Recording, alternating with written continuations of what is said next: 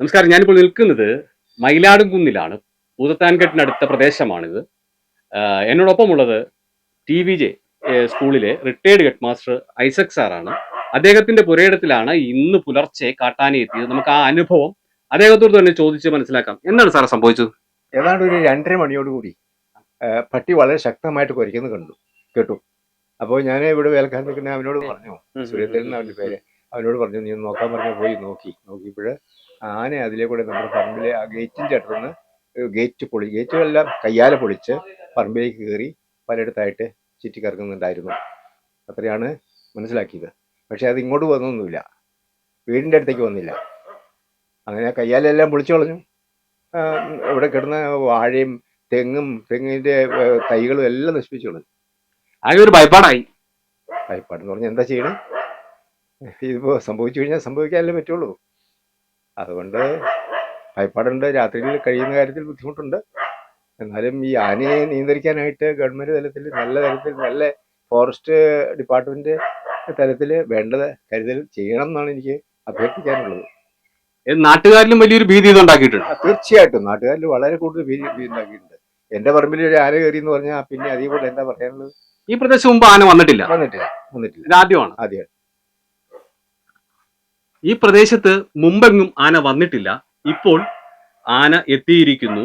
ഈ പ്രദേശം വലിയ ജനങ്ങൾ തിങ്ങിപ്പാർക്കുന്ന മേഖലയാണ്. അതുകൊണ്ട് തന്നെ വലിയൊരളവിൽ ഭീതി ഉണ്ടായിട്ടുണ്ടെന്നാണ് സാറ് നമ്മളോട് വ്യക്തമാക്കുന്നത്. എന്തായാലും സമീപ പ്രദേശങ്ങളിലും ആന എത്തിയിട്ടുണ്ട്. നമുക്ക് ആ പ്രദേശങ്ങളിലേക്ക് കൂടി ഒന്ന് പോകാം. ഈ സുരേന്ദ്രൻ ചേട്ടനാണ് ഈ പട്ടി കുരയ്ക്കുന്നത് കണ്ട് ഈ ആന ഇവിടെ എത്തിയിട്ടുണ്ടെന്ന് ആദ്യം മനസ്സിലാക്കുന്നത്. നമുക്ക് അദ്ദേഹത്തോടൊന്ന് ചോദിച്ച് മനസ്സിലാക്കാം.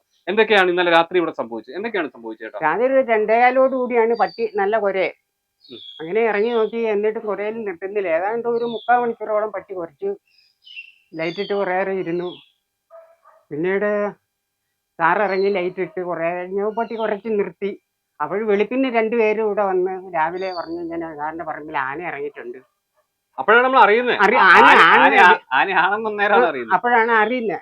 ആന ഇറങ്ങാറില്ലല്ലോ. നമ്മള് ലൈറ്റ് ഒന്നുമായിട്ട് ഇങ്ങോട്ട് വരുന്നില്ല, കാരണം ആന ഇറങ്ങാറില്ലല്ലോ. പിന്നീട് അവിടെ വന്ന് ചെന്ന് നോക്കി പട്ടി. പിന്നെ അങ്ങനെ അവിടെ ചെന്ന് നോക്കിയിട്ട് നേരെ പിന്നെ ഞാൻ ഇവിടെ വന്നു. അപ്പൊ നേരം വെളുത്ത് വരുന്നേ ഉള്ളൂ. അപ്പൊ ഇവിടെ വന്ന് നോക്കിയിട്ട് പിന്നെ ഞാൻ താഴേക്ക് പോയി. ആന ഇടം വരെ പോയിട്ടുണ്ടെന്നറിയാം. അപ്പൊ താഴെ അറ്റം വരെ പോയിട്ടുണ്ട്. അവിടെ ഒരു ഭയങ്കര തോടാ. ആന വന്ന ഇതിലായിരിക്കും ശരിക്കും. ആന റോഡേന്ന് വന്ന ആ വലിയ ഗേറ്റില്ലേ, അതിലേ വന്ന് നമ്മളിപ്പോ കയറി വന്ന വഴി കൂടെ ആന ഈ ഭാഗത്തേക്ക് വന്നു. ഈ ചക്കര മണം കേട്ടാണ്. ഓ, ഇത് എവിടെയാണെങ്കിൽ ചക്കയുടെ മണം കിട്ടുമല്ലോ അല്ലെ? ഇതൊരു ഭയങ്കര മണം പിടിച്ചോ. ഈ മണം പിടിച്ചാണ് ആനകളെ എവിടേക്ക് എത്തുന്നത്.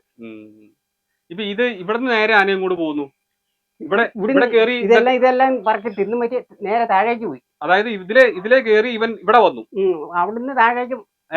ഇവിടെയാണ് കൂടുതലായിട്ട് ഈ ചപ്പും ചവറും ചവിട്ടി ഒടിച്ചതായിട്ട് കാണുന്നത്. ഈ ഭാഗത്ത് അല്ലേ? ഈ ഭാഗത്ത് ഇവിടെ കുലുക്കി ചാടിച്ച് ഈ ചക്ക. അതായത് ഇവിടെ നിന്നിട്ടാണ് ആന ഈ പ്ലാവേലേക്ക് മുൻകാലെടുത്ത് വെച്ച് കുലുക്കി ചാടിക്കുന്നത് അല്ലേ? ഇത് ഇവിടെ പരിസരം മൊത്തം ചവിട്ടി നാശമാക്കിയിട്ടുണ്ട്. കാടൊക്കെ ചവിട്ടി നാശമാക്കിയിട്ടുണ്ട്. ഓ, ഇത് ശരിക്കും ഒരു ഭീകര കാഴ്ചയാണ്. കാരണം ഈ ആനകളൊക്കെ ഇങ്ങനെ നമ്മുടെ വെളും പ്രദേശത്തുള്ള എല്ലാം മരിച്ചു ചാടിച്ചു. അതായത് കാലി ചവിട്ടി ആന ചവിട്ടി കയറിയിട്ടുണ്ട്. അവിടെ ചവിട്ടി കയറിയിട്ടുണ്ട് ആന അല്ലേ? ഈ പ്ലാവിൽ ഇങ്ങനെ ചവിട്ടി മുൻകാലെടുത്ത് ചവിട്ടിയാണ് അവൻ ആ ചക്കയെല്ലാം പറിച്ചേക്കുന്നത്.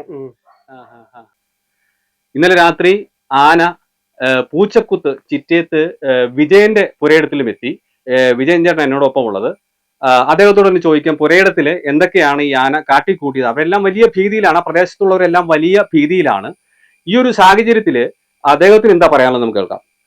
എൻ്റെ 3 ഏക്കറോളം പൈനാപ്പിൾ തോട്ടം പാട്ടത്തിനടുത്ത് കൃഷി ചെയ്യുന്നതാണ്. അത് ഇന്നലെ ആന വന്ന് കയറി ഏകദേശം 1.5 ഏക്കർ സ്ഥലത്തിൻ്റെ കംപ്ലീറ്റ് വിളവെടുപ്പ് ആവാറേത് കംപ്ലീറ്റ് നശിപ്പിച്ചു കളഞ്ഞിട്ട് പോയേക്കാണ്. എനിക്ക് വൻ നഷ്ടമാണ് ഉണ്ടായിരിക്കുന്നത്. 6-7 ലക്ഷം രൂപയുടെ നഷ്ടം ഇപ്പം തന്നെ സംഭവിച്ചിട്ടുണ്ട്. ഒരു കാലത്തും അവിടെ ആന വരാത്ത സ്ഥലമാണ്. ഇനിയിപ്പോൾ ആന ഇനി വന്ന് ബാക്കിയുള്ള നശിപ്പിക്കുക എന്നുള്ള രീതിയിലാണ് ജനങ്ങൾ കംപ്ലീറ്റും. ഇവിടെ ഒരിക്കലും നല്ല ജനവാസമുള്ള മേഖല ആയതുകൊണ്ട് ആന ഒരു കാലത്തും ഇങ്ങോട്ട് വരില്ല എന്നാണ് എല്ലാവരും പ്രതീക്ഷിച്ചിരിക്കുന്നത്. അപ്പോൾ അത് കാരണം നാട്ടുകാർക്കും വീട്ടുകാർക്കും പിള്ളേർക്കും വരും പുറത്തിറങ്ങാൻ ഭയങ്കര പേടിയിലാണ് നിൽക്കുന്നത്. ഇപ്പോൾ അടുത്ത കൃഷി ഇന്ന് വന്ന് നശിപ്പിക്കും എന്നുള്ള രീതിയിലാണ് നിൽക്കുന്നത്. പാട്ടത്തിനടുത്താണ് സ്ഥലം കൃഷി ചെയ്യണത്. ഏകദേശം 2 ഏക്കർ കംപ്ലീറ്റ് നശിപ്പിച്ച് കളഞ്ഞിട്ടുണ്ട്. ഇനി ഒരു 1.5 ഏക്കർ മാത്രം നശിപ്പിക്കാതെ നിൽക്കുന്ന വിളവെടുപ്പ് ആവാറായി നിൽക്കുന്ന പൈനാപ്പിളാണ്.